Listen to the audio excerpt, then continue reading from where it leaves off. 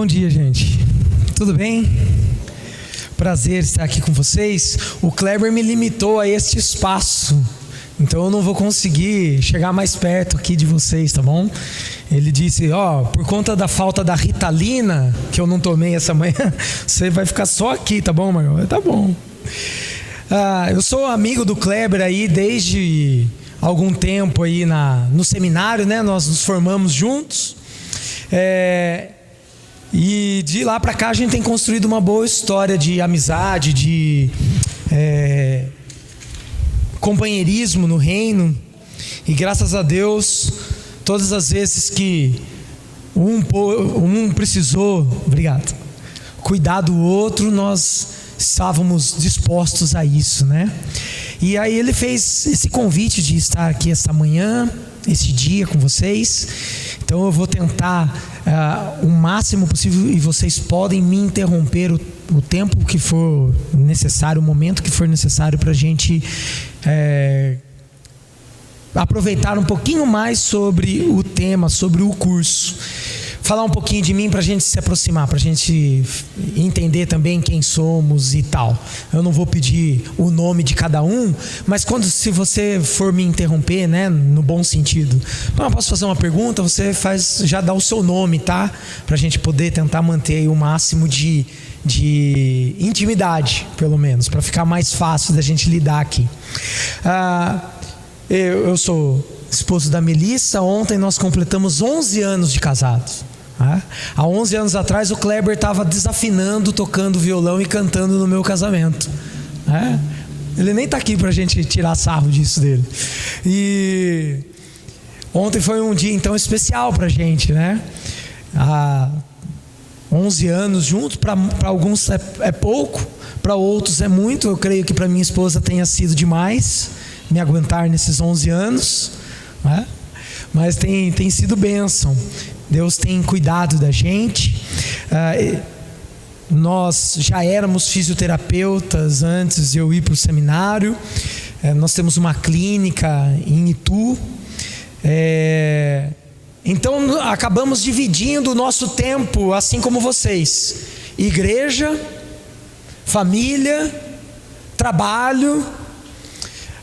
Aí para nós ainda a igreja também é parte do trabalho, né?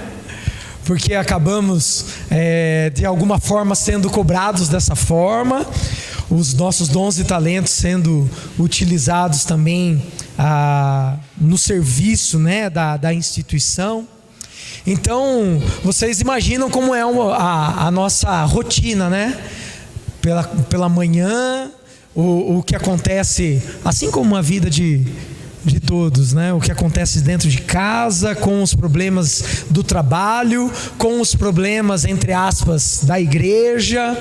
E aí então, há muito tempo atrás, eu comecei a me interessar bastante,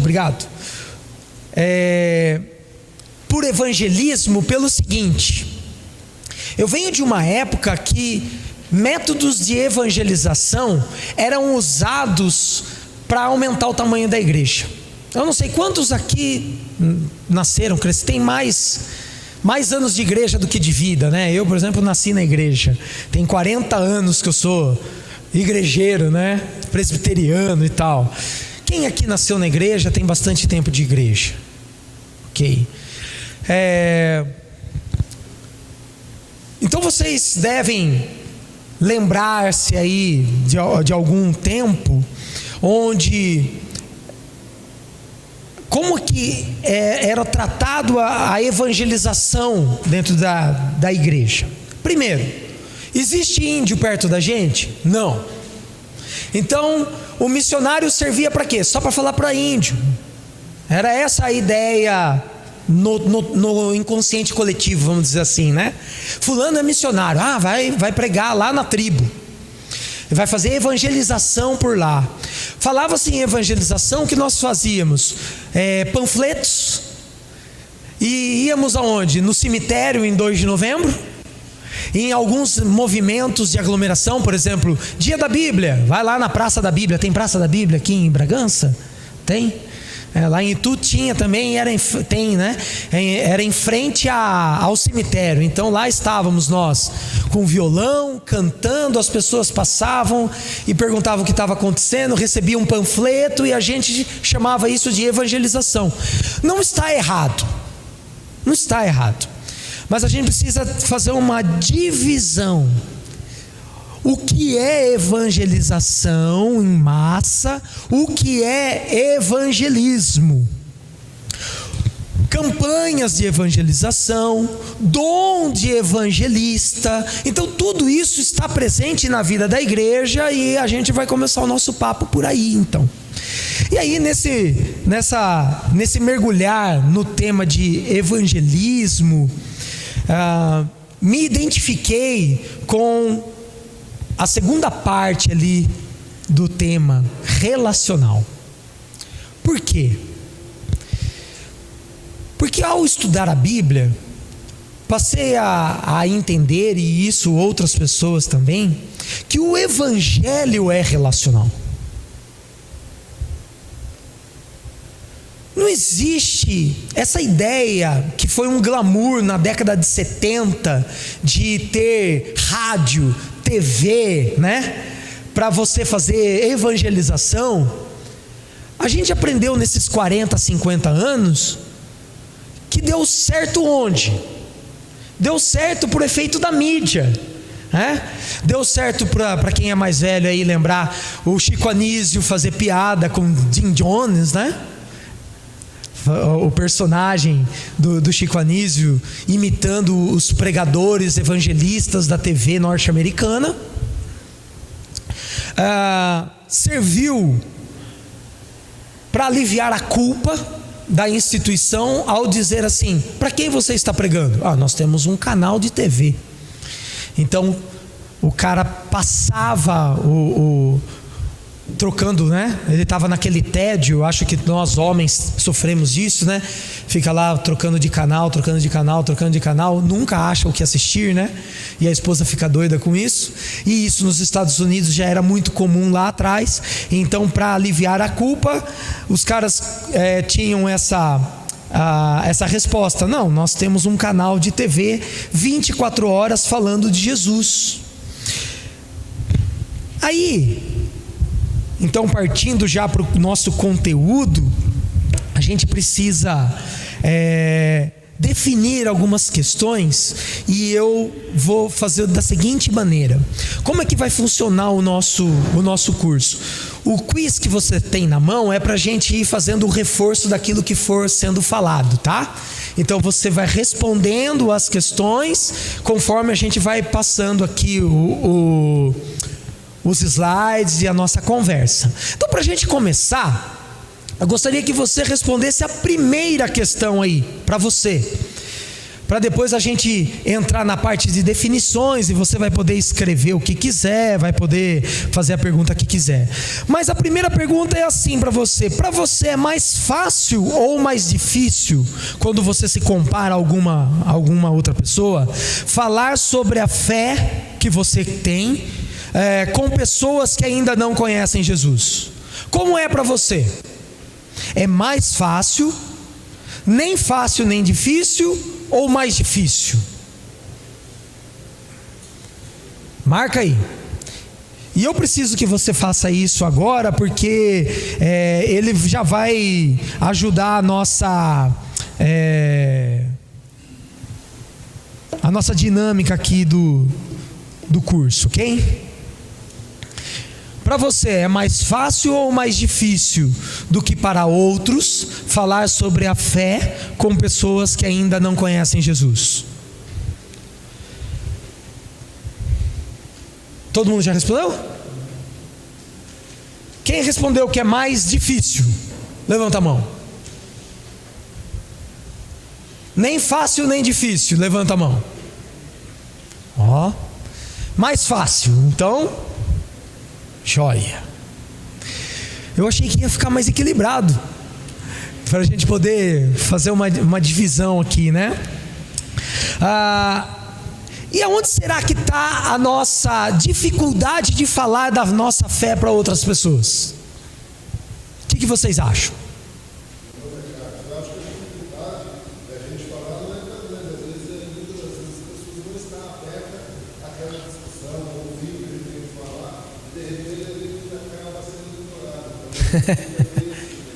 Joia.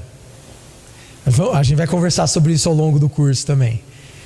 Que mais? Por que para você é mais... Oi, pois não. O nome do senhor? Levi. Se a gente faz assim, fazendo uns 7 meses, fazendo aquela Bíblia, eu e meu companheiro, acabamos de ir embora. Tá. Então a gente está aprendendo muito com as pessoas, não estamos encontrando dificuldade. Eu acho que está na gente, as pessoas veem a dificuldade, ela pega para ela que eu acho que é. Também. Mas se você enfrentar, orar e enfrentar, você vê como é que é gostoso de sair do diabo, de estar aliviado de trabalho tendo sido feito. Eu disse que isso aqui, por isso que está trabalhando é a prática. Ok, a prática, legal. Legal, boa dica. Que mais? Porque para você não é nem fácil nem difícil falar do Evangelho ou compartilhar a sua fé. Ok, mais tem aí algo para dividir com a gente? Será que vai também de coisa que não faz isso? Será que vai também de testemunho? O que eu quero dizer para você? Outras trabalham numa empresa. Só você é evangélico. Lógico, o objetivo é você ser testemunho. Sim. Vai ser por ele ser evangélico, é diferente. Certo. Só que às vezes a dificuldade maior é que às vezes nem sempre a pessoa, porque evangélico, dá o verdadeiro segundo de evangelho, ele tem dificuldade de falar. Entendi. Sim. Por que não? Passa por isso também. Eu vou dividir com vocês a minha dificuldade, tá? Nossa, pastor, tem dificuldade com evangelização, evangelismo? Tem. Tem um monte de pastor que não tem e não passa pelo coração dele, não o conquistar almas, porque isso é imprescindível de um pastor, né? Mas ele não tem carisma. Ele não tem, quando eu falo carisma, não é só o carisma do vendedor, né? Da boa lábia. Ele não tem o dom, ele não tem criatividade, ele não consegue sair do seu, ele tem uma série de limitações quanto à evangelização. Por um outro lado, o evangelismo talvez esteja presente nele, mas de uma maneira um pouco mais restrita. Vou falar um pouco para vocês da minha experiência com o evangelismo. Já participei de N campanhas de evangelização. Quem é da velha guarda vai lembrar, no meio dos anos 90, com o crescimento da Renascer, havia um movimento dentro das igrejas evangélicas de juventude. Aí vinha pastor Ademar de Campos, né? Vinha outros pregadores e instrumentistas que conseguiam trabalhar com massa, Oficina G3, os meninos do resgate. Então estavam todos envolvidos com movimentos de massa, de evangelismo em massa. Participava de um monte, gostava, conhecia um monte de pessoas, de gente que não era cristã e passou a ser. Alguns permaneceram, outros não. Outros ficaram na igreja, se desiludiram com a igreja e foram embora da igreja e odeiam a igreja. Outros ficaram na igreja, estão na igreja, incrustaram na igreja e são a dificuldade da igreja. Outros são uma bênção, se vocês me entenderam a ironia até agora. Outros são uma bênção e estão dentro da igreja, são pastores, são líderes da igreja, trabalham com a igreja, amam pessoas e amam ver a conquista da alma de outras pessoas e assim por diante, pela ação do Espírito Santo. No entanto, todo o impacto de evangelização, de campanhas de evangelização que eu participei, me traziam a ideia do imediato. A gente faz a campanha, a gente prepara um público, essas pessoas vêm até nós, e daí eles ouvem canções, a pregação, e agora eles se entregam a Jesus. E depois? Aí eles escolhem, ou a gente direciona eles para as igrejas mais perto, ou para nossas igrejas, e a gente espera que aquele movimento, daquele dia, daquela oração, daquele mover emocional e espiritual, tenha transformado a vida desse cara no todo, ok? Sendo que a nossa própria vida não é transformada no todo, porque nós estamos num processo de conversão e de transformação. E aí, ao viver perto de pessoas não cristãs, descrentes, e compartilhar com elas o Evangelho, e esperar e ver reverberar a ação do Espírito na vida delas, essa é a minha experiência. O que a gente tem não é um mover de um dia, de um evento, mas é a ação do Espírito cuidando ao longo de um tempo, e esse tempo não tem hora, não tem dia, é o seu desprender do coração com aquela pessoa, com aquela família, com aquelas pessoas, com aquele trabalho, e esse mover, o Espírito Santo então traz os seus ali. Alguns vão resistir ao máximo mudanças, participar de uma igreja, outros vão imediatamente. Mas o que eu tenho mais visto na minha experiência com o evangelismo é que Deus nos chamou para pastorear ou cuidar mutuamente de outras pessoas, as quais elas talvez nunca estejam aqui sentadas conosco. Talvez. E então fica essa briga entre aspas, briga, né? Evangelização e evangelismo, porque na nossa ânsia, no nosso desejo, no nosso anseio, é que as pessoas, como disse ali o Carlos, ouçam, sejam receptivas, deem a mão para a gente e caminhem naquilo que a gente tem visto que é bom para nós e que nós dividimos com eles, e gostaríamos que eles também sentissem prazer como nós sentimos. Mas não é essa bem a realidade que acontece. Bom, evangelização então, queridos, são ações, são formas, qualquer um pode fazer, mas os resultados que acompanham campanhas de evangelização são resultados, são frutos dos dons. Pessoas que têm o dom do evangelismo, da evangelização, são pessoas criativas, são pessoas que conseguem se conectar com outras pessoas e trazê-las para perto e já emendar com o evangelho, sem aquela preocupação que o Carlos trouxe, se ela está ou não aberta para isso e tal. São pessoas que não importa qual é o movimento, qual é a ação que está acontecendo, elas estão envolvidas, porque falou em evangelismo, falou em evangelização, elas estão dentro e tal. Evangelismo é um estilo de vida. Evangelismo é a ideologia do reino. Evangelismo são princípios que norteiam o quê? Eu estou aqui porque a minha prioridade é servir o reino. Eu estou aqui para servir o meu cliente, o meu paciente, com os meus dons, para que ele veja e compartilhe a glória de Cristo Jesus comigo. Isso é evangelismo. Diferente de evangelização. E a igreja do Senhor Jesus foi chamada para fazer os dois. Mas o estilo de vida do reino é o estilo de vida do evangelismo. E o evangelismo depende, como disse o irmão Levi, também de treinamento. Campanhas de evangelização, a gente treina a campanha. Ok? Como que será? Nós vamos trabalhar com moradores de situação de rua, pessoas em situação de rua. Como é o perfil dessas pessoas? Nós trazemos uma assistente social e ela nos dá o perfil.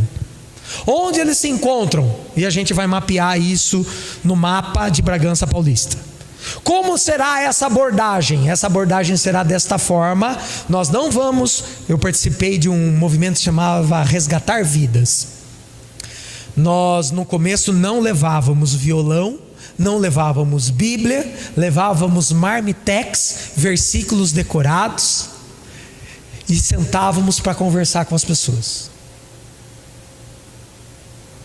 Quando a gente começou a ter um grupo que já sacava que nós estávamos chegando, a gente começou a levar um violão, a gente começou a levar uma Bíblia, e essas pessoas naturalmente aceitavam e esperavam ali na praça, sentavam e viam a gente abrindo a Bíblia, compartilhando com eles, mas o movimento de distribuir a comida e de dividir com eles coisas que estavam aqui dentro permanecia.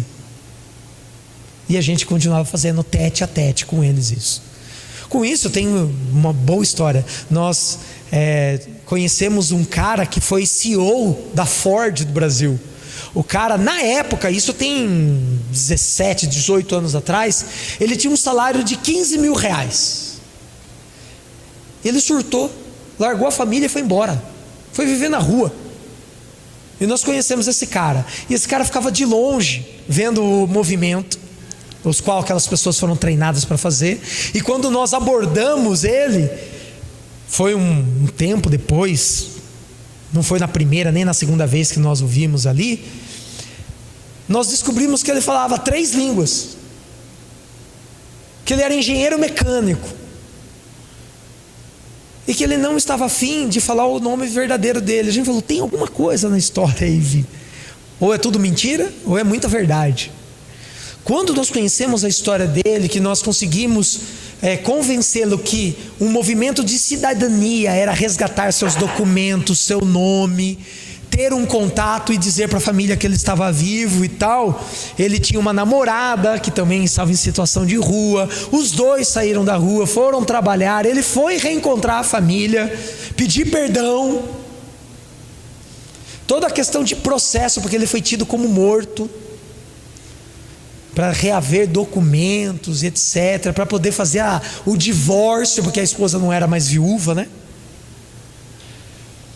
Para tudo isso, aquele grupo recebeu um treinamento de como abordar, de como fazer. Mas não fui eu quem sentou e quem colocou esse cara dentro de casa. Foram outras pessoas que praticaram exatamente evangelismo. Colocaram ele dentro de casa, deram banho, ouviram, supriram suas necessidades emocionais, espirituais, além das físicas, para conseguir fazer com que ele entendesse que o que nós estávamos ali fazendo era uma preocupação com vida, com ele. Por isso que eu digo para vocês: evangelismo é estilo de vida, evangelização, campanhas, ações. Os dois caminham na igreja. Aí eu trouxe aqui uma pesquisa para a gente poder conversar e basear e ainda fundamentar um pouco mais essa nossa primeira parte aqui conceitual de evangelismo. Foi feita uma pesquisa dentro das igrejas norte-americanas, e a pergunta era: o que fez você vir e ficar na igreja? Essas foram as respostas. Uma situação específica de emergência. Eu estava com um problema dentro da minha casa, uma necessidade, bati na porta da igreja, fui acolhido e aqui fiquei, estou até hoje. Eu tinha curiosidade para saber o que acontecia aqui no local. Eu fiquei sabendo que o pastor Kleber era um pastor legal. Uau. Então eu vim para dentro da igreja. Eu recebi uma visita, eles oraram, eles cantaram e eu resolvi voltar várias vezes. E aqui estou até hoje. Eu estava interessado em educação cristã e acabei fazendo uma pesquisa, sabendo que aqui tinha um bom instituto, e acabei ficando aqui. Eu vi uma campanha evangelística no centro da cidade, recebi um panfletinho com o carimbo da igreja e vim para cá. Eu ouvi propaganda na TV, programas de TV, eu ouvi o podcast na internet, etc. Eu tenho amigos, parentes que aqui frequentam, me convidaram e eu aqui vim. Pergunta: qual vocês acham destes pontos que mais foi dado como resposta? As pessoas vieram e ficaram na igreja por quê? Qual vocês acham que é o maior motivo das pessoas virem e ficarem na igreja? A primeira? Então, antes da gente ver o gráfico, vamos responder a pergunta 2 e vamos bater o olho também na pergunta 4. Você acha que Deus lhe deu o dom de evangelista? Sim, talvez não. Responda aí.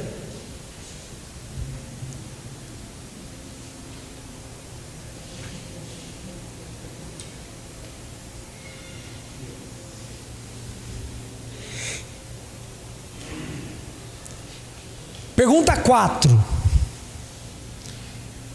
Para você, dentro destas situações, e se tiver outra, escreve embaixo: quais fatores foram decisivos para que você se tornasse um cristão? Assine todos os aspectos que se aplicam à sua situação.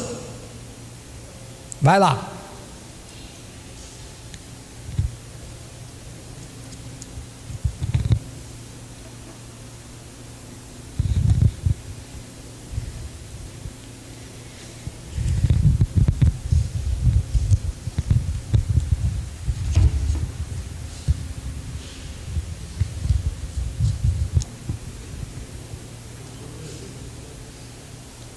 Todo mundo já fez? A 4 também? Joia. Quem aqui colocou na resposta...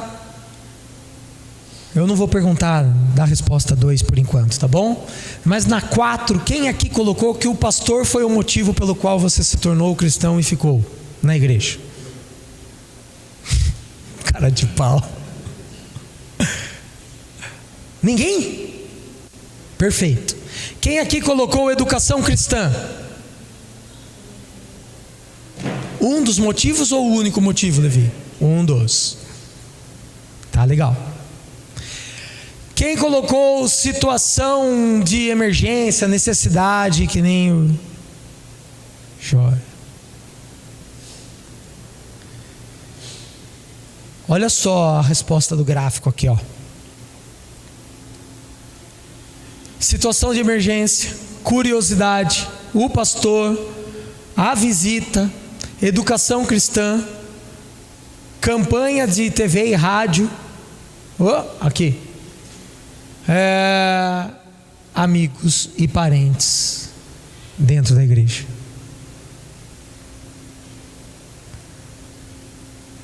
É muito maior o número de pessoas se envolvendo e se entregando a Cristo, porque vem Jesus na vida de outras pessoas, do que por motivações próprias.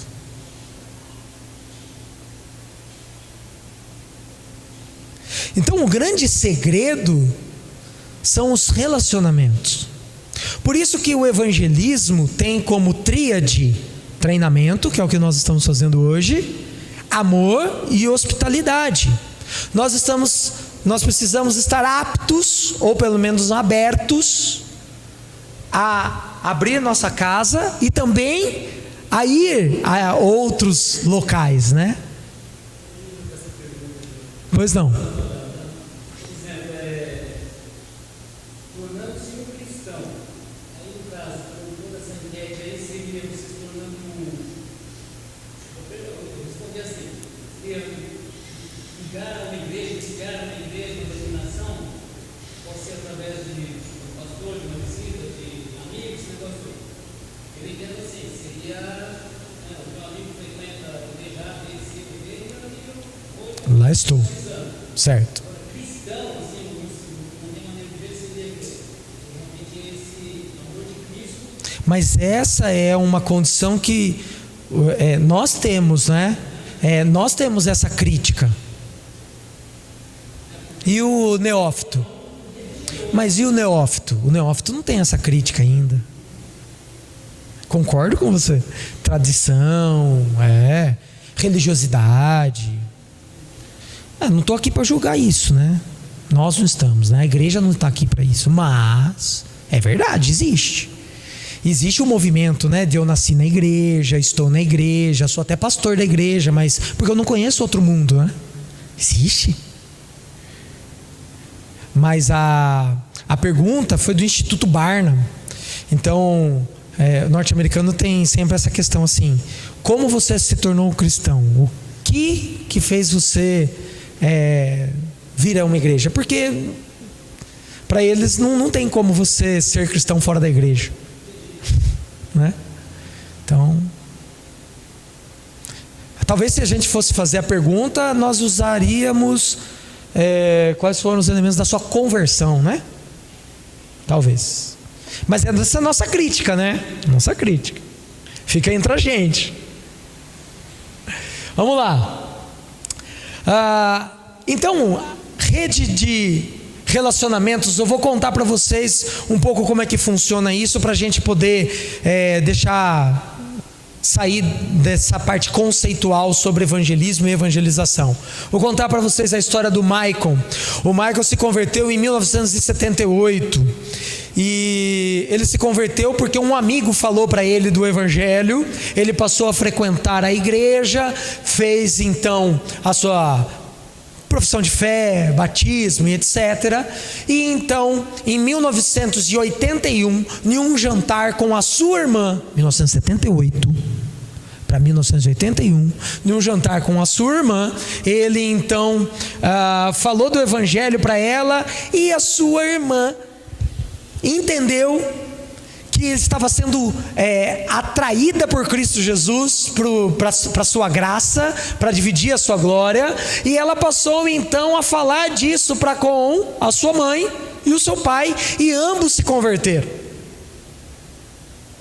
porque viam na Florence o que Michael já vivia, viam o que ela estava divulgando sobre Cristo Jesus, e isso fez um efeito cascata, porque a mãe deles então falou de Cristo para uma amiga do trabalho, esta para um outro amigo, que em um determinado momento falou para uma sobrinha que pôde, num momento de necessidade do seu irmão e da sua cunhada, aconselhá-los, e esses também se converteram, mas infelizmente se separaram.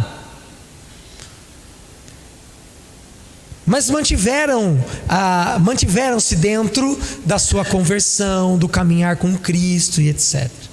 A Florence ainda levou o evangelho para outras pessoas, mais duas colegas de trabalho.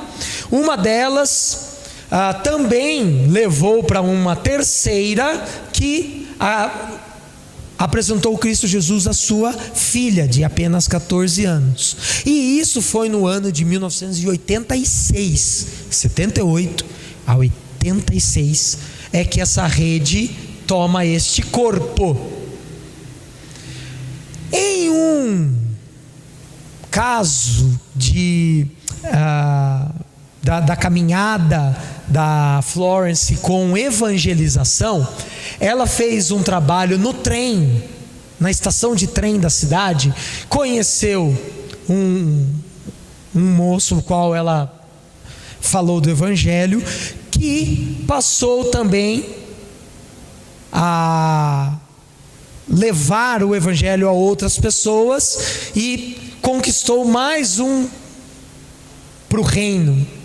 E um dia, numa lanchonete, Florence estava comendo e teve a oportunidade de ouvir um rapaz falando sobre a sua história, sobre a sua vida. Ela pôde compartilhar do evangelho com ele, e ele então, conhecendo a Cristo Jesus, pôde também compartilhar em um estudo bíblico em 1991 com um moço de 19 anos que estava no instituto lá cristão onde ele lecionava, que também decidiu-se e entregou-se para Cristo. Pergunta: 1978 a 1991, essas pessoas foram fruto de campanhas? Foram imediatas? A rede foi formada em eventos? Não. Essa rede foi formada por uma caminhada, a princípio do Michael. E Deus, olha o que Deus fez. Deus chama Michael para fazer parte do reino, porque ele tinha um plano de que, através da vida de Michael, um jovem em 1991 pudesse conhecer o reino de Deus, pudesse conhecer a cruz, a graça de Cristo.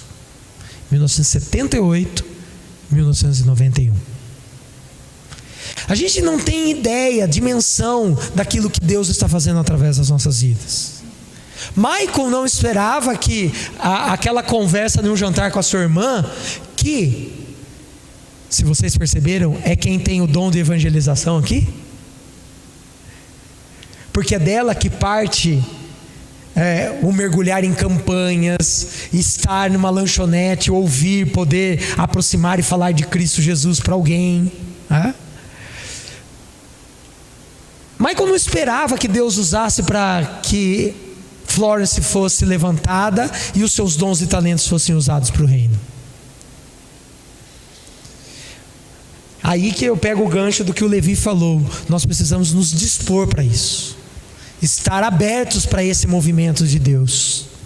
E a rede de relacionamentos, e é isso que nós precisamos aprender a fazer, ela precisa ser uma rede natural, aberta a ouvir, espontânea, que não tenha pressa e seja a longo prazo. Nós estamos falando de evangelismo. Evangelismo é um estilo de vida. Não estamos falando de campanhas de evangelização. Para o estilo de vida ao qual você entra com o reino, do qual você entrou para o reino. Esse estilo de vida requer que você então participe de uma rede de relacionamentos natural, aberta a ouvir outras pessoas, que seja espontânea e que seja sem pressa, ao longo prazo. O que essa rede tem a beneficiar, entre aspas, outras pessoas? Essa rede, ela quer construir apoio a todos os integrantes, a fim de que essas pessoas cheguem a Cristo e cresçam espiritualmente e possam encontrar qual o seu papel no corpo de Cristo. A rede tem então um fim. Qual é o fim? O amadurecimento espiritual do outro. Não é aumentar o número de pessoas dentro da igreja, é abençoar a vida do outro. Por último, essa rede de relacionamento, ela deve ser orientada pelas necessidades. Em que sentido? Nós não vamos conseguir fazer uma rede de relacionamento nós aqui, Talvez daqui nós tenhamos pelo menos umas 4 redes. Ou nós estamos em quantas pessoas? 20? Ou pelo menos então 10 redes de relacionamento. Por quê? Eu gosto de heavy metal, eu gosto de rock and roll, mas ela gosta de MPB. Não será a música que vai fazer a gente sentar junto e comer junto. Vai? Mas se não tiver nenhum ponto em comum para nós tratarmos, o simples fato de eu levá-la a jantar talvez para matar a fome, mas ela não está passando necessidades, né? A não ser que seja esse o ponto comum. Então a rede de relacionamento, ela é orientada por pontos de contato entre as pessoas. E por isso que ela é natural, ela se desenvolve naturalmente. Então, a partir do rock and roll, a gente senta para ouvir uma boa história. E eu vou segurar aqui o gancho para a gente terminar essa parte aqui. Eu me lembro de um menino, ele é pastor. Eu não sei se o Kleber recebeu o pedido de oração por ele e pela família dele. Ele é missionário na África. A família teve malária, e daí o menino mais novo dele teve malária de novo. Eles chegaram faz pouco tempo na África, e depois daquelas chuvas que tiveram, que alagou a África toda lá, e aí eles chegaram lá agora de pouco, estavam fazendo o trabalho, todos tiveram malária, e o filhinho mais novo pegou pela segunda vez e quase foi a óbito. Hoje, graças a Deus, estão todos bem e tal. Mas o Henrique, quando ele era um menino lá da UPA, ele me via para cima e para baixo ouvindo Black Sabbath, Iron Maiden, AC/DC. Isso escandaliza os irmãos? Não? Tranquilo? Então, alguns? Tá bom. E aí um dia ele chegou para mim e falou assim: pô, Marcão, você ouve essas músicas do capeta? Eu falei: opa, seu entendimento está completamente errado, meu filho. Quem falou para você que é do capeta? Não, porque... Quem falou? Meu pai. Então peraí. Eu não vou contra seu pai. Ele falou, está falado. Mas eu vou mostrar para você um ponto do qual eu não abro mão para ouvir minhas músicas. Música é dom de Deus. Se é dom de Deus, música vem de Deus. Se os caras fazem errado, é problema deles. Eu não ouço isso para louvar a Deus. Pelo contrário, eu ouço, gosto da música, do tom. Eu toco, eu tiro a música, pego a guitarra, pego o baixo.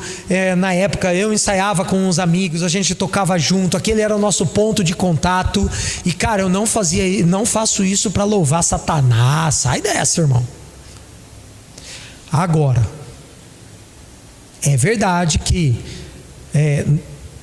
outros dons também que Deus deu ao homem, o homem está usando de maneira corrupta. Por quê? Porque o homem está contaminado pelo pecado.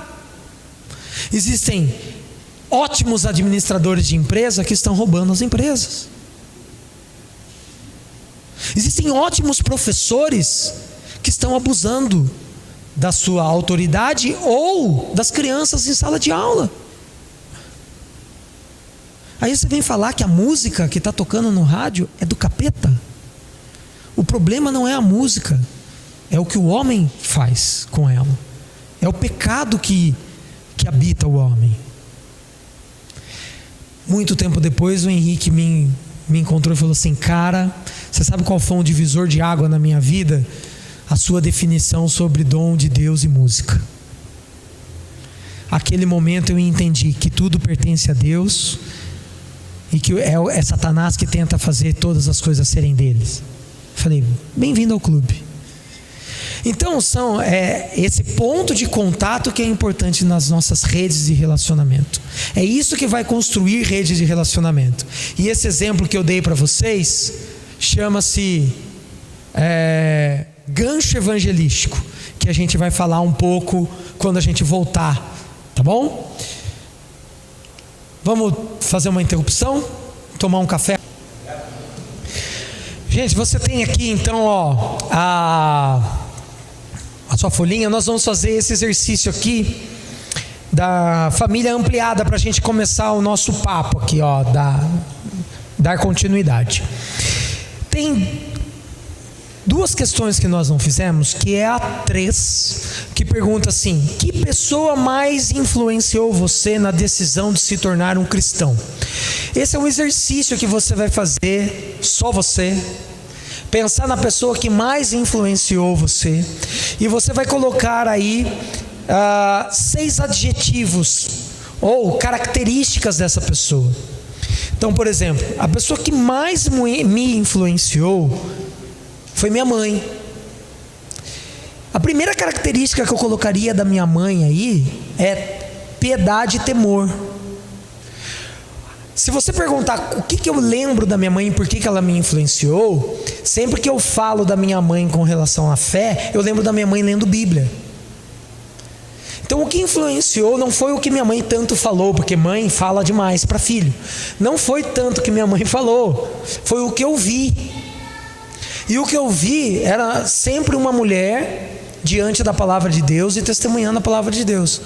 Então é isso que você vai fazer, um exercício de pensar, lembrar da pessoa que mais influenciou você na sua decisão de tornar-se um cristão, e você vai preencher as lacunas aí.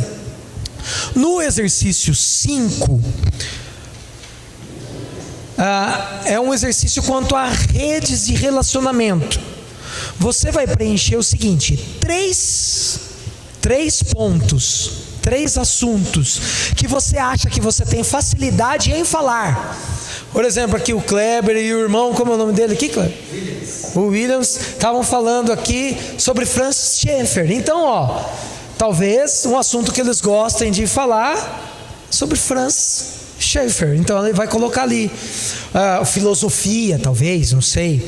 Outro assunto, rock and roll, né? No meu caso eu colocaria. Alguém mais aí, o Kleber, moda. O Kleber, vocês sabem que futebol. Vocês sabem que o apelido do Kleber no seminário era não vou falar o apelido dele aqui, deixar para depois. À noite eu falo. Bom, mas o exercício que eu gostaria que você fizesse nesse momento era o da família ampliada. E o que é a família ampliada? Os estudos dizem que as 5 pessoas mais perto de você são as pessoas que influenciam as suas tomadas de decisão, a sua maneira de pensar e agir. Então, um exercício simples, eu gostaria que você colocasse primeiro o seu nome ali e colocasse pelo menos uma pessoa que você sempre está com ela no tempo livre, uma pessoa da sua vizinhança, uma pessoa da sua família, uma pessoa da igreja, uma pessoa do trabalho. Coloca um nome só. Que são essas são as 5 pessoas mais próximas de você. São as 5 pessoas mais próximas de você. Olhe bem para esses nomes, porque essas pessoas são as pessoas que Deus colocou ao seu redor para te ajudar e para que você ajude nas tomadas de decisão e ao dividir a glória de Deus. E nós vamos ampliar essa lista, porque você vai colocar mais 2 pessoas de cada um dos segmentos, mas pensando no seguinte: pessoas às quais eu posso compartilhar o Evangelho. 2, pessoas às quais eu tenho pontos de contato, isso é, interesse, coisas que nós já tratamos, já conversamos. Então, pessoas às quais você acha que você pode ou deve compartilhar o Evangelho, e pessoas que você tem, a segunda pessoa, alguém que você tem contato, que você crê que você pode se aproximar e ter um relacionamento com ela. Vai lá, faz rapidinho aí. São 3 nomes em cada linha, então, em cada segmento. E aí eu quero que você bata o olho quando estiver pronto.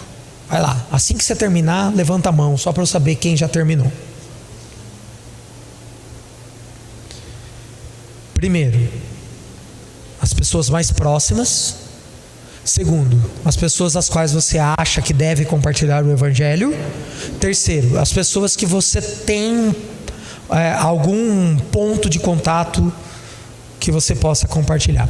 Vou dar um exemplo rápido só para definir, para a gente fechar aqui. Lazer, tempo livre.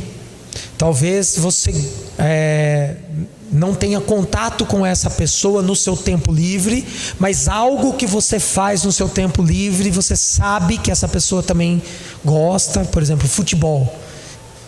Então você gostaria de dividir com ela esse papo, porque é um ponto de contato. É aí que você vai conseguir sentar com ela e se relacionar com ela. Mas lá no futebol da terça-feira tem o goleiro, que você se envolve com ele, você gosta dele, mas você vê que ele é resistente ao Evangelho e você tem o desejo de compartilhar o Evangelho com ele. Em compensação, tem o juiz, que todo mundo xinga, mas ele é seu irmão, ele é camarada, ele é presbítero da sua igreja, e ele é um dos caras que mais influenciam você na sua caminhada. Entendeu? Mais ou menos assim que você tem que pensar para completar esse quadro da família ampliada.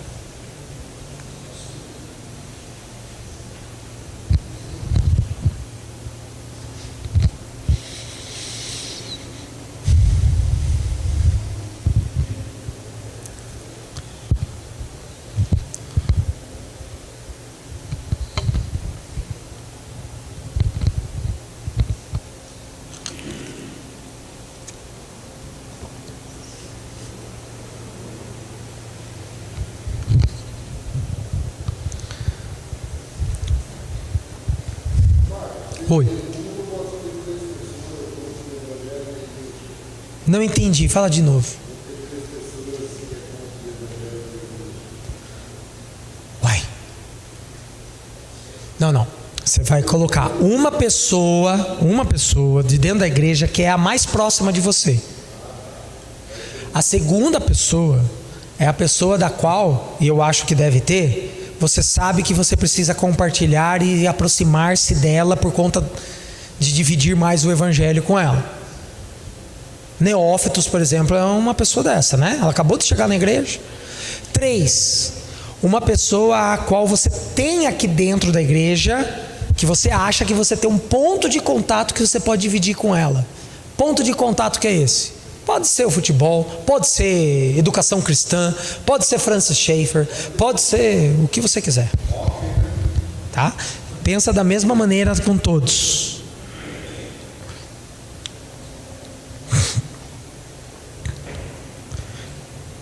Todo mundo terminou a família ampliada?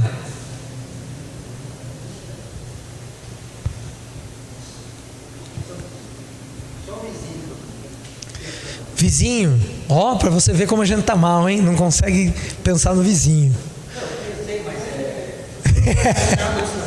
Não, sim, é que antigamente o vizinho tomava conta dos nossos filhos, né?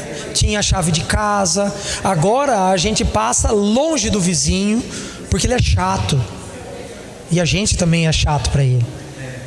E a gente não quer se relacionar com ele. Pois não.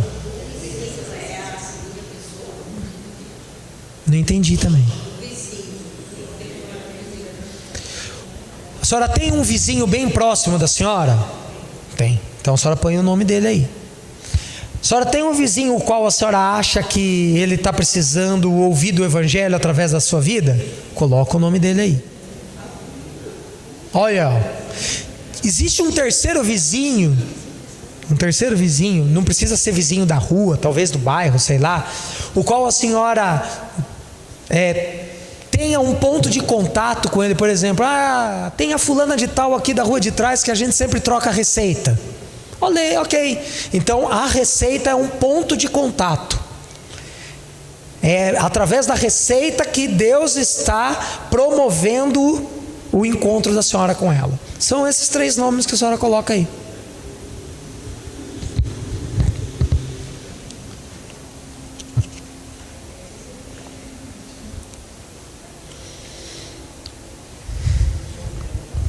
Todo mundo terminou? Família ampliada? Precisa mais um tempinho para terminar? Sim ou não, gente? Todo mundo terminou? Então vamos lá. Olhe para a sua lista. Que é o seguinte: quando você pensa no ponto de contato, isso é o que nós... Aqui, vou voltar um pouquinho. Está aqui, as necessidades. O que é que você pode compartilhar com essa pessoa? Quando você olha para a sua lista como as pessoas mais próximas de você, ela está aqui, rede natural. São pessoas que você pode falar, pode ouvi-las. Elas não têm necessariamente uma demanda para com você, um interesse com você. Ela está com você por ser você. O segundo ponto, ele transita entre encontrar qual é o ponto de contato e encontrar uma maneira de se relacionar naturalmente com ele. Porque se você só se aproximar dessa pessoa para falar do evangelho, pode acontecer o seguinte: obrigado, foi muito bom ouvir, eu tenho a minha fé, pode voltar para casa. Ou, nossa, obrigado, quando que vai ter um encontro na sua igreja, na sua casa, eu vou com você. Só que isso, dentro do evangelismo relacional, vai faltar uma ponte. E essa ponte é encontrar exatamente qual é o ponto de contato, ou o gancho evangelístico, que é o que nós vamos tratar agora. Opa!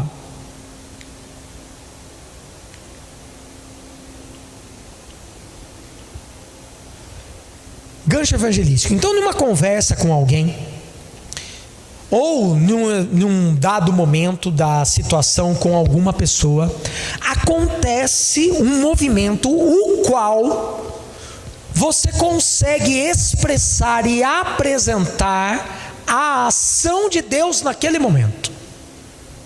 Fala, Kleber. A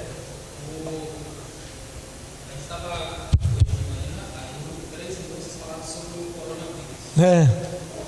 Aí, se fosse um diálogo esse assunto, se começasse a falar, essa informação, eu disse, eu não queria ouvir mesmo. Deixa eu ver se eu entendi. Quer dizer que no meio disso, como que eu introduz o evangelho no meio desse diálogo? Isso. Mas veja o seguinte, Kleber. Esse primeiro contato com essas três moças, qual o nome delas? Não, são pessoas. São pessoas que a gente estava... Então, qual o nome delas? Elas não falavam não. Então daí o princípio nosso está furado. Porque qual que é o nosso primeiro princípio? Relacional. Então essas aí não servem, tá? Não, serve, filho. Mas aí você vai precisar conquistá-las. Elas precisam ser ouvidas. Elas queriam ouvir sobre o coronavírus, não é? Então daí o caminho seria você fazer uma palestra de coronavírus, entre aspas, para ela. Aí você convida para a padaria, paga a padaria para elas, claro. E nessa conversa, então, você pode falar e explanar do evangelho, claro. Seria esse mesmo caminho. Mas daí a gente já... veja o que a gente está dividindo aqui. O que o Clébio está contando? Que abordou ou foi abordado por 3 pessoas, eles nem disseram o nome, mas no meio da conversa que eles queriam saber mais sobre o coronavírus. Ele deu as informações talvez que ele tinha ali limitadas, e isso não rendeu a conversa. Isso prova que o Clébio não conseguiu encontrar o quê? Ponto de contato. O gancho evangelístico. Ok? Se ele tivesse alimentando um relacionamento com elas, isso que ele estava fazendo é uma ação evangelização, diferente de evangelismo. Uma ação de evangelização, ele deveria de alguma forma estar preparado para falar do coronavírus. Ok? Numa ação de evangelismo, ele devia estar preparado para perguntar o nome delas e perguntar se elas gostariam de tomar um café com eles, para poder ouvi-las, para poder encontrar um ponto de contato e quem sabe ter um segundo momento, um terceiro momento, um quarto momento, até que tenha o 10º momento e essas pessoas confiem no Clébio a ponto de falarem assim: fala pra gente o que você tem para dizer que a gente vai te ouvir.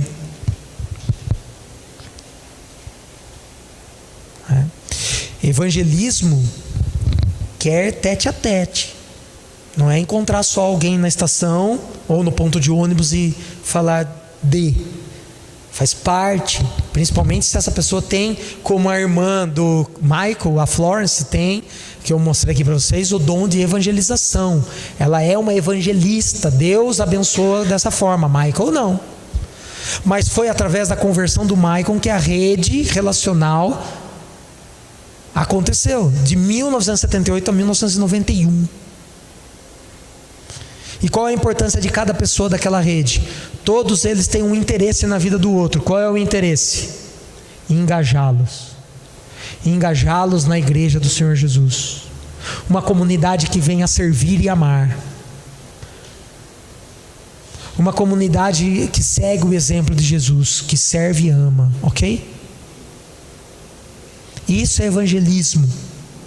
O que o Clébio estava fazendo chama-se evangelização. E ele perdeu o fio da meada porque ele foi com a cara e com a coragem.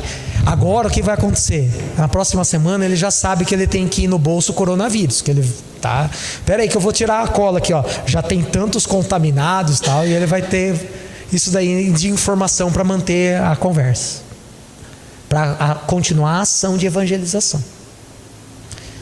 Tá bom? Gancho evangelístico, então. Nesse momento, vamos continuar no exemplo do Clébio. Nesse momento, se ele continuasse falando do coronavírus, as pessoas, por exemplo, demonstrassem medo quanto, ele poderia dizer: eu também tenho medo quanto. Mas eu acredito em um Deus presente, que tudo isso está acontecendo debaixo da sua soberania. E essa soberania de Deus mostra a sua graça. Por quê? Porque Deus quer que nós confiemos muito mais nele do que no Instituto Adolf Lutz. Ok? Estou fazendo um exemplo bem baixo aqui, tá? Só para a gente entender.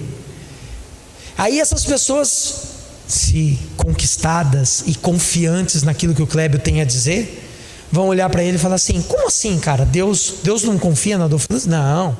Ele deu esses caras, inclusive, dons para eles, para que eles pudessem pesquisar e nos ajudar com as doenças. Mas existe algo que Cristo quer fazer por nós, que é muito maior, e chama-se vida eterna. Nesse momento ele vai apresentar o evangelho? Eu não sei, mas ele está soltando, são os ganchos evangelísticos, momentos para mostrar para essas pessoas que Deus é um Deus presente, que não está sentado no céu longe de nós, que é um Deus relacional e que quer nos aproximar dele e compartilhar conosco a sua glória.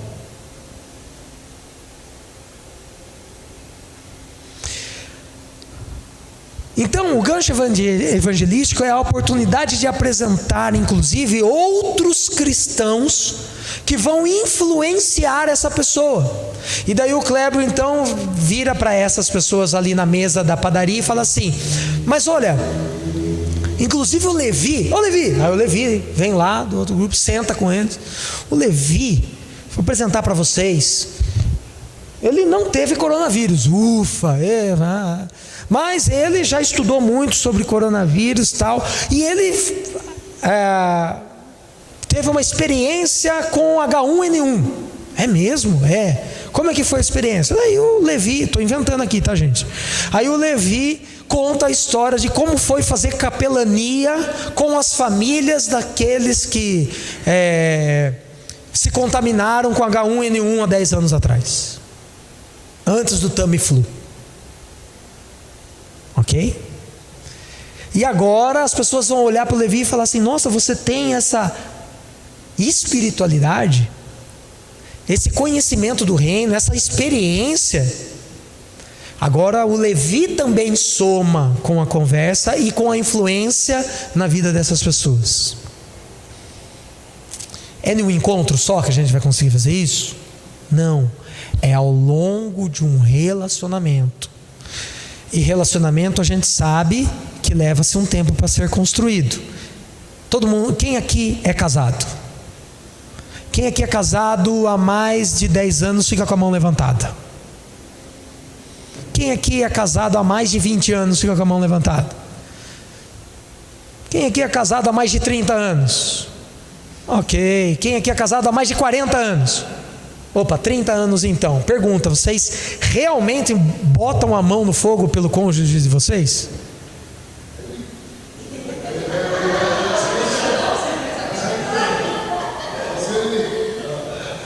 Aonde que eu estou querendo chegar com isso? Aonde eu estou querendo chegar com isso?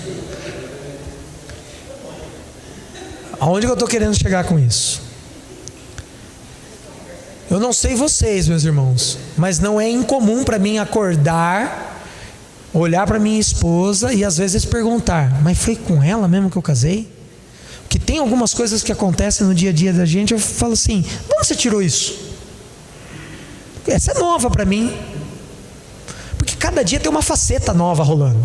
É um hormônio a mais, é um hormônio a menos. E eu tenho certeza que também é comigo. Porque ela pergunta para mim: hoje você não está muito feliz, o que aconteceu? Você está sério? Esses dias eu troquei de cargo. Lá no hospital troquei, né? Me convidaram para assumir um outro cargo de comando no hospital. E eu passei umas 2 semanas meio que introspectivo, né? E eu não sou introspectivo. Aí ela falava assim: esse cargo tá matando você. Mas eu falei: que você tá louca? Mal começou, você tá muito quieto. Você essa semana só foi 3 vezes na academia. Então ela foi pontuando algumas coisas. Por quê? Porque ela me conhece. Mas ela queria ouvir de mim o que é que estava me atormentando, né? Então, construir um relacionamento demanda tempo. E aí, o gancho evangelístico é justamente sobre esse tempo. A gente precisa ter tempo de ouvir as pessoas, a gente precisa ter tempo de sentar com as pessoas, de conquistar a confiança das pessoas, para que elas vejam que o que nós temos de Cristo Jesus para dar é muito maior do que o que a gente tem para falar. Que aprenda uma coisa: a boca mente. A boca mente. Ela está falando um monte de verdades. Alguém falou de testemunho, né? Mas na hora do dia a dia, todas aquelas verdades faladas não são vividas. Não são vividas. E daí eu lembro vocês: o que mais chama a sua atenção da pessoa que influenciou a sua vida para você tornar um cristão? Não foi o que minha mãe falou, foi o que eu vi. Crianças aprendem do que vem dos pais, não do que os pais falam. Vocês sabem disso, a maioria de vocês aqui são pais, né? E é assim com outros cristãos. Não ache você que aquele que chegou porque Deus usou a sua vida, pelo que você falou de Cristo, que Ele vai seguir você. Fazer discípulo é diferente. Conheço N histórias de pessoas que chegaram à igreja porque algumas pessoas falaram de Cristo e Cristo usou a boca, assim como usou a mula lá no Velho Testamento, mas que inclusive essas pessoas que falaram não estão mais na igreja, e as pessoas que chegaram estão lá, estão dando fruto. Ou vocês não conhecem histórias assim também? Ok? Marco, e o que a gente faz com novos cristãos? Deixa eu falar uma coisa para você. Novo cristão na igreja tem que ser incluído o mais rápido possível na vida do evangelismo relacional. Não só nas campanhas de evangelização, nos pequenos movimentos de relacionamento com novos cristãos ou com descrentes. Esses caras têm que ser incluídos. Existia uma ideia de que novos cristãos não deveriam fazer evangelização. Errado. E eu vou falar para você por quê. Você deve contar com os novos cristãos, porque eles ainda falam a língua do mundo, eles não têm evangelicalês. Lá no hospital, quando as pessoas descobrem que eu sou pastor, passam por mim no corredor: a graça e a paz. Eu falo: bom dia. Até ontem era bom dia. E aí, Marcão, como tá? Agora que me vê, ai, você é reverendo, né? Sou, ai, graça e paz. Bom dia. Tomar banho. Até ontem era. E aí, Marcão, agora é graça e paz. De onde que vem esse lance aí? Evangelicalês. Cultura tradicional de igreja. Aí as outras pessoas que estão ao redor veem um movimento desse, olham: por que ela cumprimenta você com a graça e a paz? Aí eu: porque ela é da igreja. O que eu vou falar? É o que é lei da igreja. Quem está de fora não entende o que o cara está falando, graça e paz. Ok? Novos cristãos são críticos, são criativos, porque eles ainda têm na cabeça como é que lá fora pensa e ouve. É só você pensar um pouco aqui. A gente fez a família ampliada. A pergunta do Carlos: como que eu olho para a igreja e penso nessas 3 pessoas? Porque na verdade o número de pessoas ao nosso redor, de crentes, é muito maior do que descrentes. Quanto mais tempo na igreja, menos descrentes a gente se relaciona. Não, eu tenho um cargo de chefia na minha empresa, eu tenho 20, 30, 40 pessoas debaixo de mim. Você se relaciona com elas todos os dias. Como? Mandando?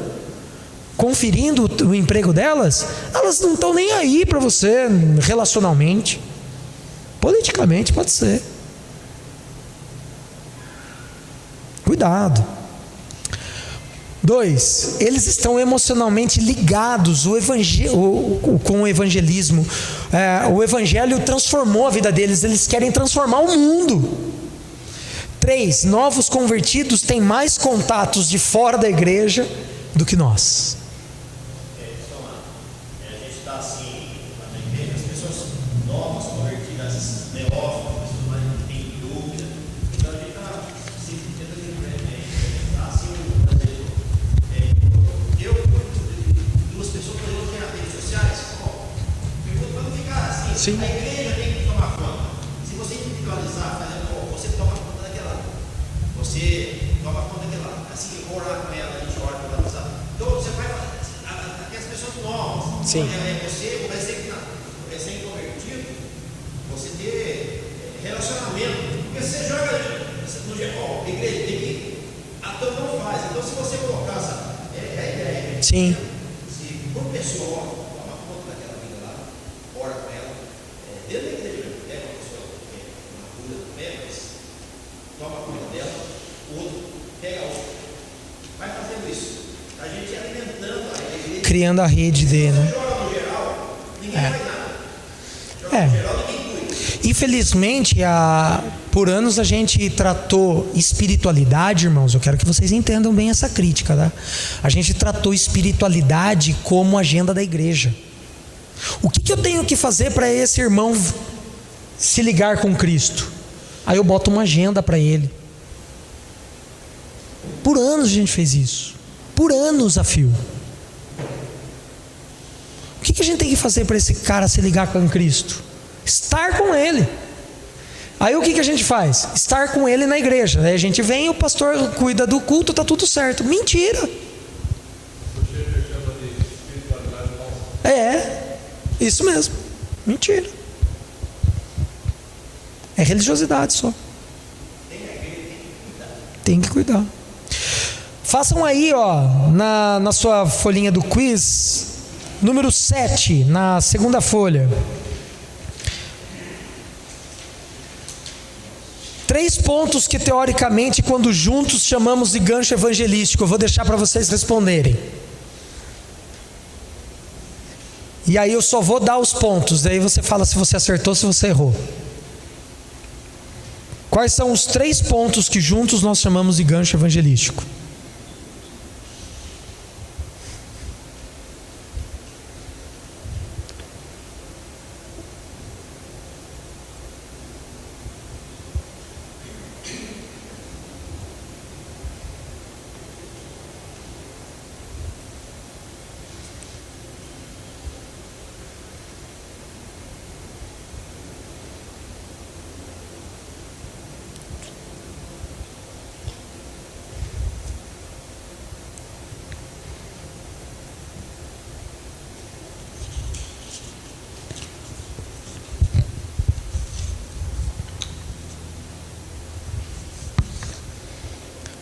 Todo mundo fez?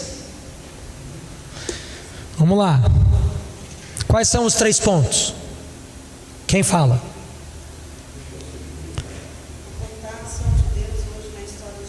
Perfeito. Próximo ponto. De conversas e encontros que imprimem evangelismo, ok. Terceiro ponto. Convidar não cristão para a igreja. Não. Apresentar cristãos maduros que se importem em servir o outro para que haja crescimento espiritual.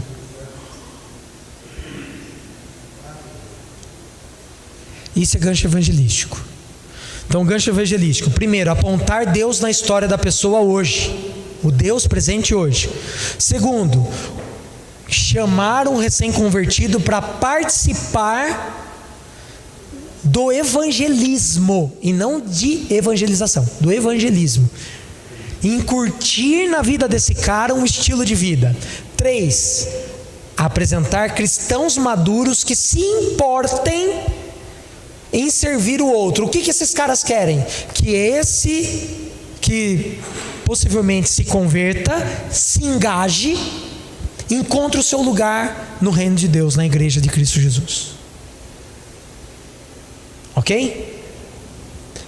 Ou como o irmão pensou, é como a gente aprendeu.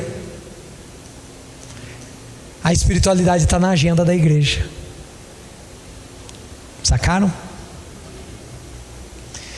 Vamos lá, vamos partir para a nossa parte prática, e daí eu vou tentar dar um up aqui e você vai me ajudando aí, ó.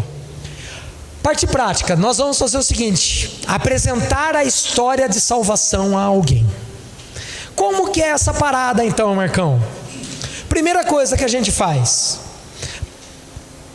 pensar nas 3 histórias. Quais histórias? Do próximo em primeiro lugar. Quem é o próximo? Conta para mim a sua história. Quem é você? Aí você vai ouvir a história dessa pessoa. Num dado momento, você vai apresentar a essa pessoa que Deus está agindo na história dela. E aí sim você vai poder falar de você, como é que Deus agiu na sua vida e como é que você está vendo que Deus está levando você para servir a vida do outro. Conte-me a sua história. Eu ouço, aponto então Deus presente agindo na história, como Deus agiu na minha e como Ele quer me usar na sua história. A obra de Cristo é a primeira. A primeira coisa é apresentar a obra de Cristo, né? Como ficar querendo? Depende. Tem pessoas que acabam só ela. Ah, sim. Ela pensa, eu sou assim, eu sou isso. Isso. E aí Deus fica bem. Mas, viu, Levi? Às vezes, o mais importante é não falar, é ouvir o outro.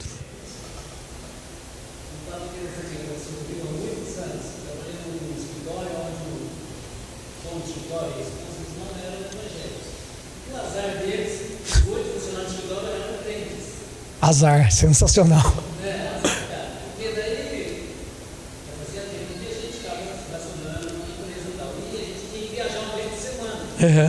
E eu hoje em dia peguei a Bíblia e agora eu vou publicar a e aí marquei um texto e tal, e a gente começou a andar com Marcelo Bragança. E eu entrei com um assunto assim e tal, e eu falou o carro do relacionamento do Raimundo.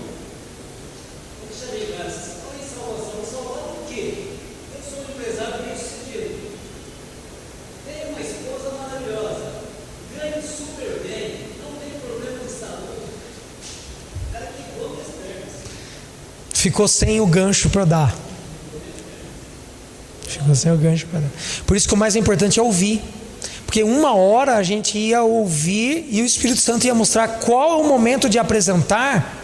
Sabe por quê, Levi? Ao ouvir, a gente mostra para a pessoa que nós estamos disponíveis. E daí ela se sente confortável de ouvir o que a gente tem para dizer. E daí eu vou poder falar, não de mim, realmente, Jesus. Perfeito. Pensou, você está certo. Apresentar a Cristo. Mas para isso, no evangelismo, a gente tem que entender qual é o movimento de Deus. Vamos lá.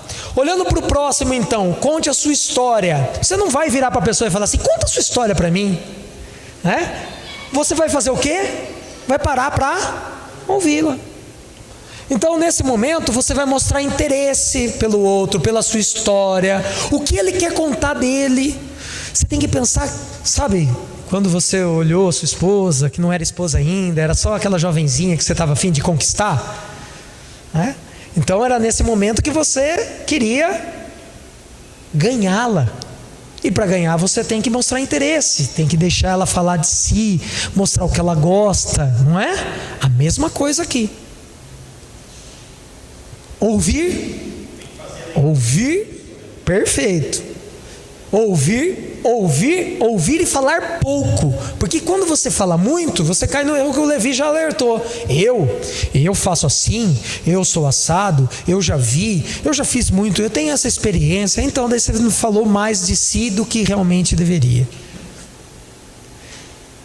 Terceiro, por que esse movimento de interesse e de ouvi-lo? Para encontrar o gancho. Irmãos, geralmente, muitas vezes o gancho não vai ser você quem vai dar. Talvez, lá na história do Raimundo, o Raimundo pescasse que aquele cara bem sucedido, etc., ele precisava ouvir a história de um outro cara bem sucedido também que estava na igreja com ele. Ô fulano, vamos jantar com a gente, eu, minha esposa, você, a sua. Aí tem um casal de amigos que também vão. Vou. E ambos iam ver que eles têm muito mais pontos de contato. Eles também são bem-sucedidos, eles também não têm doenças, eles também são casados com mulheres maravilhosas, mas um tem Cristo Jesus e isso reverbera completamente diferente como ele vê o mundo. Por último, a pergunta que você tem que fazer ao se aproximar de alguém é: como posso participar da história dessa pessoa? Como Deus está me chamando para participar da história dele? Como Deus quer que eu haja? O que Deus quer que eu fale? É uma oração interna. Se aproximou do outro, como Deus quer que eu haja nesse momento? E aí, no momento então que for oportuno, mais ou menos você vai dizer assim: mas eu vejo Deus na sua história, eu vejo Deus fazendo isso em você, por você. Porque as pessoas precisam aprender a ver a ação de Deus aqui. Eu estava comentando com o Levi e com o Kleber ali em cima. A maioria das pessoas gostam de falar da ação de Deus no céu. Mas a salvação não é para a eternidade, porque a salvação é para hoje. Eu, salvo em Cristo Jesus, já vivo a minha vida eterna. Eu, salvo em Cristo Jesus, ainda luto com o pecado, tenho o meu corpo corrompido pelo pecado, vai sim voltar ao pó, ou não, porque tomara que ele volte antes, mas vai ser transformado em glória. No entanto, eu já vivo a minha vida eterna, porque eu já vivo a proximidade do reino, não na sua plenitude. E vocês também, salvos em Cristo Jesus. A salvação é para hoje. Não é lá pós-morte, isso daí é espiritismo. Pós-morte é espiritismo. Então, as pessoas precisam ver Jesus, e dei algumas dicas do que você pode falar de Deus, de Cristo nessa hora para as pessoas. Deus é quem está te buscando. Irmãos, você não precisa falar tudo isso no primeiro encontro para o cara, tá? Tá bom? Talvez no primeiro encontro você só consiga identificar a história do cara. Você não fale nada. No segundo encontro, você espera o momento para introduzir. Aí você fala de Deus na história, e daí você fala que Deus está buscando. Como? Porque Deus quer compartilhar com você a sua glória. Ele te ama, Ele nos criou para isso. Eu não sei qual que vai ser o direcionamento da conversa que você vai dar. Talvez você vá dizer para ele que Deus deu um exemplo a ser seguido, e esse exemplo é Jesus. E daí você vai contar um dos episódios do Evangelho, vai lembrar de uma das histórias de Jesus, vai contar e vai falar: foi assim que Jesus agiu diante disso. E eu creio que desta forma, se você agir dessa forma, também você será bem sucedido aí diante dessa questão, dessa problemática, diante da sua família, da sua crise de espiritualidade, ansiedade, sei lá o quê. Vocês vejam que evangelismo relacional, ele requer de mim e de você uma profundidade bíblica. Não dá para você preparar versículos prontos e ir para a guerra. Você vai tomar o tiro. Como disse o Raimundo, vão quebrar sua perna. Então você pode, essas são as dicas. Deus é quem busca, quem encontra e transforma. Deus serve e ama. Deus como exemplo a seguir. Deus à espera de um reencontro. Deus anseia por estar diante de você. Para isso Ele me trouxe hoje aqui. Eu estou fazendo mas a conversa passa por esses ganchos. E aí então, uma dica é você, por exemplo, falar da ilustração da ponte. Você conhece, né? A ilustração da ponte? Porque Deus lá no princípio, Ele desejava um relacionamento comigo e com você, conosco. Um relacionamento íntimo, de compartilhar a sua glória. A Bíblia diz que nós somos a excelência da criação.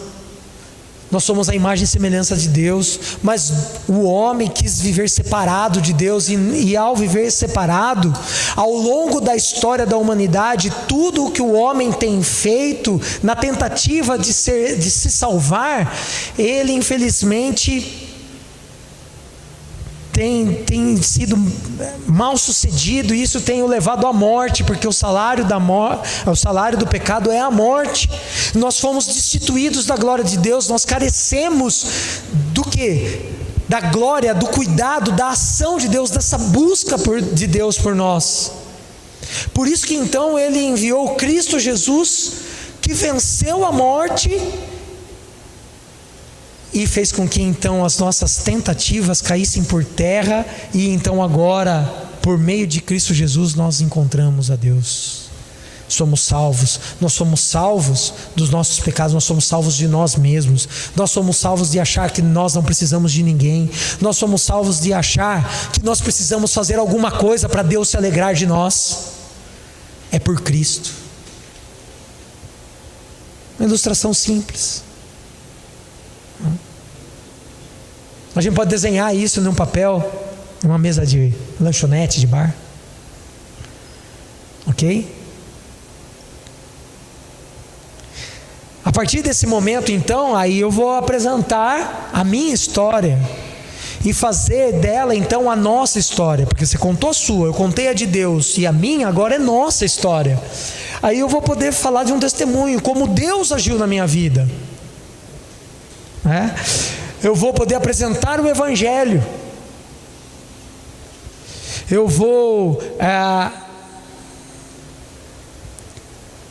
compartilhar e dar a entender ao próximo, a esse terceiro, que porque ele dividiu comigo a sua história, foi Deus quem quis me levar até Ele, agora eu posso servi-lo desta forma, ouvindo, levando-o a conhecer outros, apresentando o Evangelho, ajudando-o na sua necessidade, seja física, espiritual, emocional. Não sei, cada um tem uma história para contar. Aí o gancho então é o testemunho, falar da minha pessoalidade com Deus, falar do Evangelho, da graça de Cristo Jesus. E a entrega agora é nossa história. Agora não tem mais como dividir você de mim, eu de você. Agora a gente está misturado no balaio. E o que a gente vai fazer? Todas as ações daqui em diante, como eu falei para vocês, é na tentativa do amadurecimento dessa pessoa, da aproximação dela com a igreja de Cristo Jesus, dela conhecer o reino na prática, dela encontrar o seu caminho, dela encontrar a sua missão. Então, nesse momento é hora de engajar a pessoa na igreja mesmo, apresentá-la à comunidade e ela encontrar o seu caminho na comunidade. E aí formatar nessa pessoa que a igreja não é um lugar onde a gente vem cantar. A igreja é um lugar de servir e amar, onde as pessoas olham nos olhos umas das outras e dizem: eu estou aqui por você, porque Cristo quis que eu estivesse aqui para você. Se nós não mudarmos essa concepção da igreja, nós vamos cair, como disse aqui o Williams, na falsa religiosidade, no falso evangelismo, na falsa espiritualidade. Aí nós transformamos a igreja num Rotary, ou numa maçonaria, né? Que daí a gente chama de irmãos a graça e a paz. Aí quem não é irmão e nem a graça e a paz.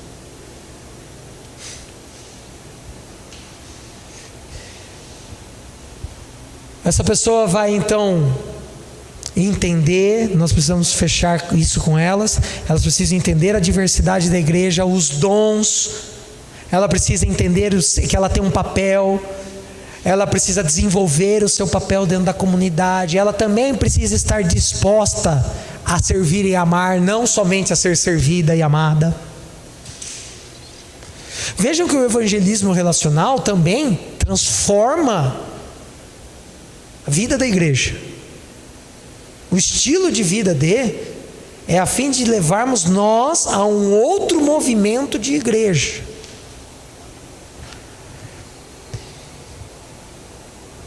E antes de fechar, que já deu também o nosso tempo, eu tenho só algumas orientações para a gente terminar aqui.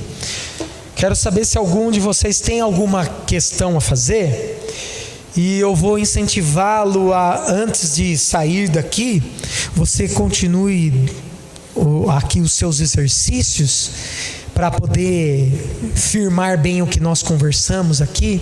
Mas eu quero que você olhe para o último exercício, número 12, porque é um exercício que você pode fazer por uma experiência que você já teve, ou a que você vai se propor a fazer essa semana. Então, como é que você vai fazer? Ou você vai se lembrar de um encontro que você teve, por exemplo, o Raimundo lembrou do encontro aqui lá no carro. Ele pode avaliar esse encontro e avaliar como é que ele foi nesse encontro. Ou a gente vai avaliar o encontro que a gente vai ter aí nessa semana, que a gente vai tentar fazer. E o que você vai fazer então? Você vai fazer uma autoavaliação, se você foi um bom ouvinte. Sim, mais ou menos. Não fui, falei demais. O que você precisa fazer para mudar isso? Você conseguiu perceber a necessidade e as inquietações do outro? Não. Por quê? O que você precisa fazer para mudar isso? Falei mais de mim. Estava ansioso e já abri a Bíblia, falei da Bíblia para ele e o cara fechou o vidro para mim no semáforo. Fui paciente? Sim, não. Fui transparente, sincero? Não. Vesti a carapuça do evangelista? Não fui eu. Não consegui mostrar quem sou eu. Cara, isso acontece conosco, pastor, direto. As pessoas vêm até a gente já buscando um rótulo, ao invés de buscar o Marcão, já vem a graça e a paz. Não, ô Marcão, beleza, posso chorar com você? Pô, tamo junto. Nem sempre a gente consegue isso. Pude testemunhar da fé? Sim ou não? Você vai fazer uma autoavaliação. O que eu gostaria que nós saíssemos daqui? Eu dei uma pincelada em evangelismo, uma pincelada sobre a prática de um método que que a gente usa em evangelismo relacional, que são as 3 histórias. Dei algumas ideias para vocês. O material está aí, o Clebão pode... desculpa, o reverendo Kleber, ele está filmando. Pode dispor para você. Mas eu gostaria que nós saíssemos daqui com a seguinte meta, para a mudança da nossa história, da história da nossa igreja. Nós precisamos construir relacionamentos sinceros. Nós precisamos aprender a compartilhar o Evangelho e aquilo que Deus está falando conosco no dia a dia. Quando nós estivermos sentados na mesa de um aniversário qualquer, ao invés de só compartilhar coronavírus e os fracassos do Corinthians, que a gente possa compartilhar o quanto Deus tem transformado a nossa história. Inclusive, como Deus incomodou-me hoje pela manhã, apenas com uma palavra daquele versículo, não me sai da cabeça aquilo. Isso é espiritualidade. Deixar a Bíblia ecoar em nós. Cara, abra a porta da sua casa, não para fazer festas, para as pessoas saberem que a sua casa é festiva, não. Para acolher pessoas, para acolher almas. Crie o hábito de incluir e ver as ações de Deus hoje. O que Deus está falando para você hoje? Você consegue responder essa pergunta? O que Deus está falando para você hoje? O que Deus está fazendo na sua vida hoje? Você consegue responder isso para você? Porque se você consegue ver Deus agindo na sua vida, não será impossível e nem difícil ver Deus agindo na vida do outro. Porque quando o outro compartilha a história dele com você, agora não é mais a história dele, é a nossa história. E engaje a caminhada do evangelismo relacional com outros cristãos, com outras pessoas da comunidade. E mais, engaje a igreja nesse estilo de vida. Procure se relacionar com cristãos mais maduros, procure relacionar-se com cristãos menos maduros, mas procure trazer à vida da igreja esse estilo de vida. Esse é o meu maior desejo nessa manhã. Quero encerrar aqui, se você me permite, com uma oração.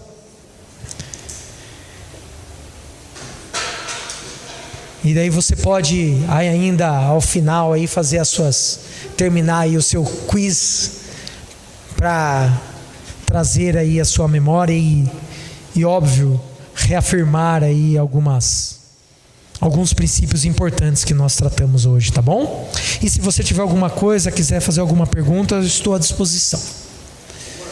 Oi.